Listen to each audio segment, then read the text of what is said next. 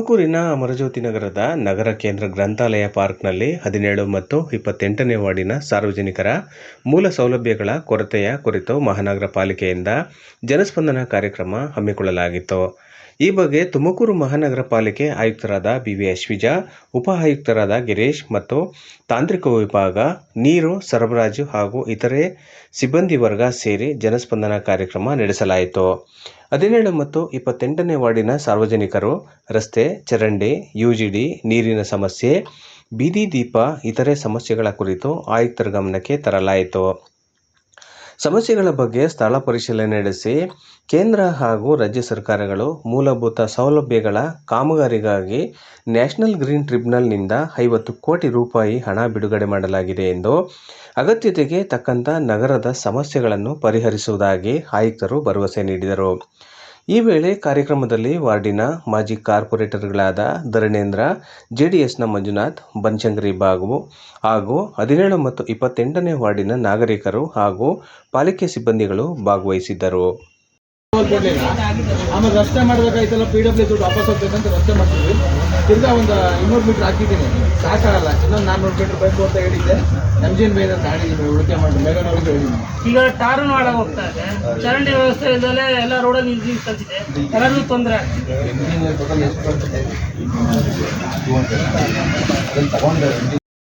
ಇದು ನಮ್ಮ ಪಾರ್ಕ್ಸ್ ಏರಿಯಾಗಳಲ್ಲಿ ಅಲ್ಲಿ ಬೇಕಿದೆ ಒಂದು ನೇಮ್ದು ಒಂದು ಯಾವುದಾದ್ರು ಕನ್ಸರ್ನ್ ವಾರ್ಡ್ ಇಂಜಿನಿಯರ್ ಕೊಟ್ಟು ನಮ್ಮ ಯಾವುದು ಪ್ರಾಪರ್ಟೀಸ್ ಇರುತ್ತೆ ಅಲ್ಲಿ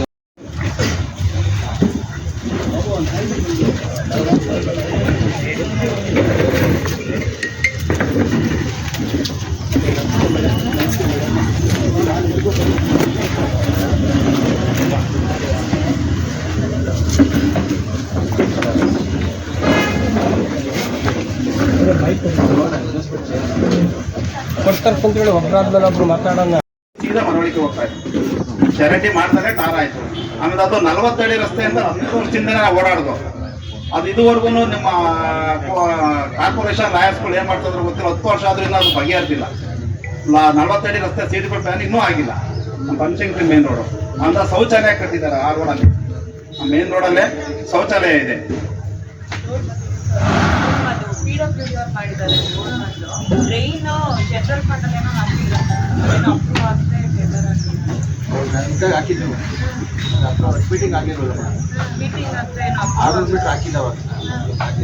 ಅದು PW ಇಂದ ರಸ್ತೆ ಮಾಡಿಸ್ಬಿಟ್ಟೆ ಮಾಡ್ಬೋದು, ಗ್ರ್ಯಾಂಟ್ ಹೊರಗೋಗ್ತದೆ ಅಂತ.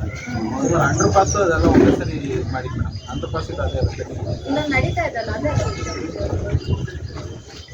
ಇದು ಸಾಯಿಬಾಬಾ ದೇವಸ್ಥಾನದಿಂದ ಮಳೆ ಬಂದೈತೆ.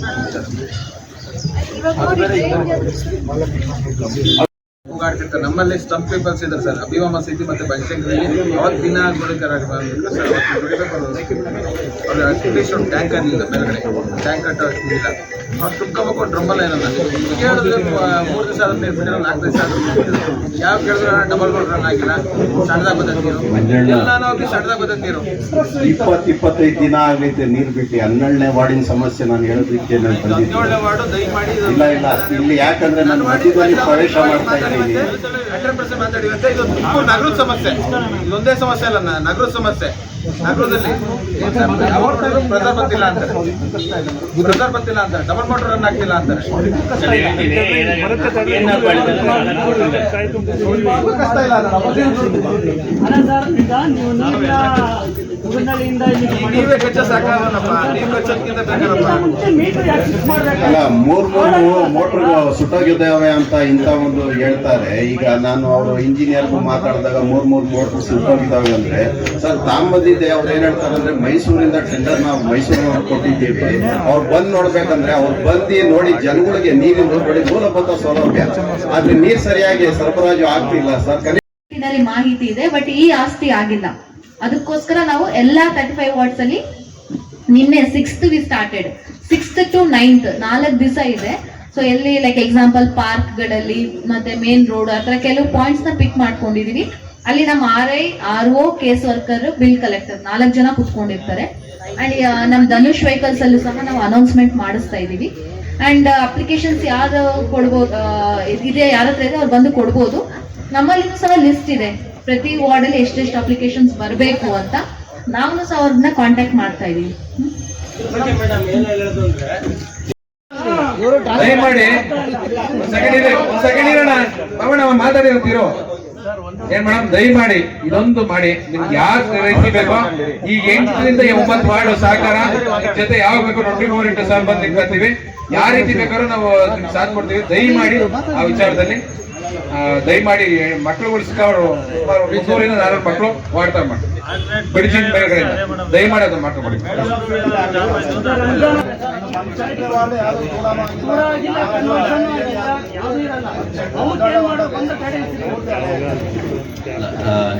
ಅದೇನು ಇಸಿ ಕೇಳಿದ್ರೆ ಅದು ಮಿಸ್ಕಮ್ಯುನಿಕೇಶನ್ ಆಗಿರ್ಬೋದು. ಇಸಿ ಅವಶ್ಯಕತೆ ಇಲ್ಲ. ಅದನ್ನ ನಾವು